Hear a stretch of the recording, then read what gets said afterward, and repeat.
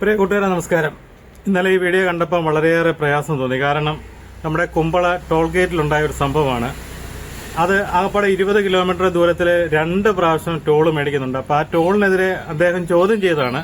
ചോദ്യം ചെയ്തപ്പോഴത്തേന് അവരുടെ ആ ബാരിക്കേഡ്, അവിടുത്തെ വണ്ടി നമ്മൾ ഈ ഇങ്ങനെ വിലങ്ങിയിടുന്ന ഒരു ബാരിക്കേഡുണ്ട്, അത് കാറിന്റെ മുകളിൽ വീണു. അത് വീണപ്പോഴത്തേന് അദ്ദേഹം അത് ചോദ്യം ചെയ്തപ്പോഴത്തേന് ഉണ്ടായ ഒരു സംഭവമാണ് നിങ്ങളെ കാണിക്കുന്നത്. ഒരു പിഞ്ച് കുഞ്ഞാണ് ആ കാറിന്റെ അകത്ത് ഇരിക്കുന്നത്. അതും അദ്ദേഹത്തിന്റെ കുടുംബമുണ്ട്. അദ്ദേഹത്തെ ആ കാറിന്റെ അകത്തുനിന്ന് ഈ രാജ്യത്ത് ഇവിടെ എന്താ നടക്കുന്നത്? അഴിഞ്ഞാടുകയാണ്. പോലീസൊക്കെ അങ്ങ് അഴിഞ്ഞാടുകയാണ്. ജനങ്ങളുടെ ജീവനും സ്വത്തിനും സംരക്ഷണം നൽകുക എന്നുള്ള പോലീസിന്റെ കടമ. ആ പോലീസ് തന്നെ ജനങ്ങളെ ഇങ്ങനെ ഉപദ്രവിക്കാൻ തുടങ്ങിയാൽ എന്ത് ചെയ്യാൻ പറ്റും?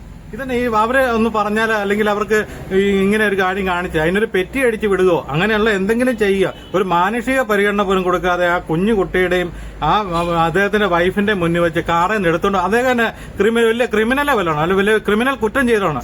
ഈ ക്രിമിനലുകളുടെയൊക്കെ മുന്നിൽ നിങ്ങളൊക്കെ ഓച്ചാനിച്ച് സല്യൂട്ട് അടിച്ച് നിൽക്കുമല്ലോ. ഒരു പാവപ്പെട്ട മനുഷ്യന്റെ മുന്നിലാണല്ലോ നിങ്ങൾ ഇതൊക്കെ കാണിക്കുന്നത്. വളരെ കഷ്ടമുണ്ട് കേട്ടോ.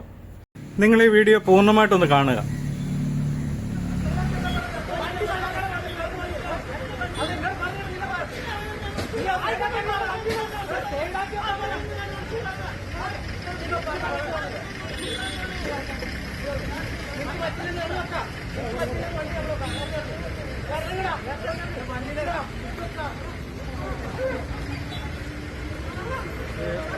നിങ്ങൾ കണ്ടല്ലോ, അദ്ദേഹത്തിന്റെ ഭാര്യയും കുഞ്ഞും അതിൻ്റെ അകത്ത് പേടിച്ച് വിറച്ചിരിക്കുന്ന കണ്ടല്ലോ. ആ കാറിൽ നിന്ന് അദ്ദേഹത്തെ വലിച്ചിറക്കുകയാണ്.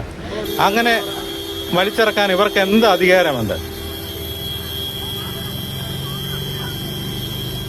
കണ്ട, അത്രയും പേര് അവിടെ കൂടി നിന്നിട്ട്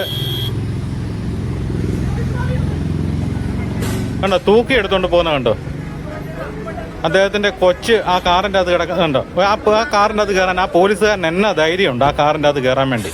അദ്ദേഹത്തിന്റെ കൊച്ചും ഭാര്യയും അവിടെ കാറിന്റെ അകത്ത് വരണ്ടിരിക്കുന്ന ആ കാറിന്റെ അകത്തോട്ട് ആ പോലീസുകാരൻ കയറി കാറ് മാറ്റിയിടാൻ പോവുകയാണ്. ഇവർക്ക് ഇത് ആദ്യം തന്നെ ചെയ്യാമായിരുന്നല്ലോ. ആ കാർ അവിടെ നിന്ന് ഒതുക്കിയിട്ട് ഇവർക്ക് അദ്ദേഹമായിട്ട് സംസാരിക്കാമായിരുന്നല്ലോ.